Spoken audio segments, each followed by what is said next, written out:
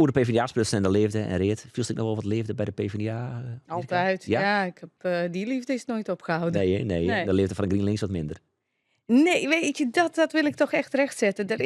Het is niet dat ik geen liefde voor GroenLinks voel. Nee. Het is een linkse partij en natuurlijk voel ik daar zeker me door verbonden. Maar dat heb ik ook met een vriendin. En daar ben ik ook niet gelijk mee getrouwd. Beraad je even waar je staat. Wat wil de kiezer? Waar heb je de kiezer verlaten?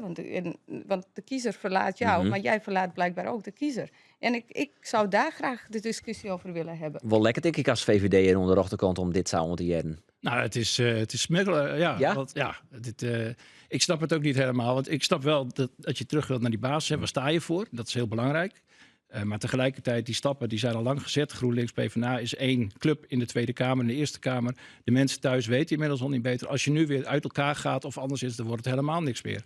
Dus je moet nu doorpakken en gelijk een nieuwe beweging starten. En of die dan rood heet of groen of groen-rood, dat laat ik aan jullie.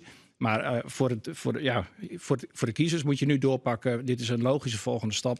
En ik hoor ook in de praktijk, ik werk vaak in de Tweede Kamer, spreek die mensen. Ja, het gaat eigenlijk best aardig in die fractie samen. Dus die verschillen van grondslag, nou, dat valt best mee. In de peilingen net zo bijzonder. Nee, Peilingen is wat anders. Maar peilingen zijn palingen. Hè? Dus, Oh, zo, oké.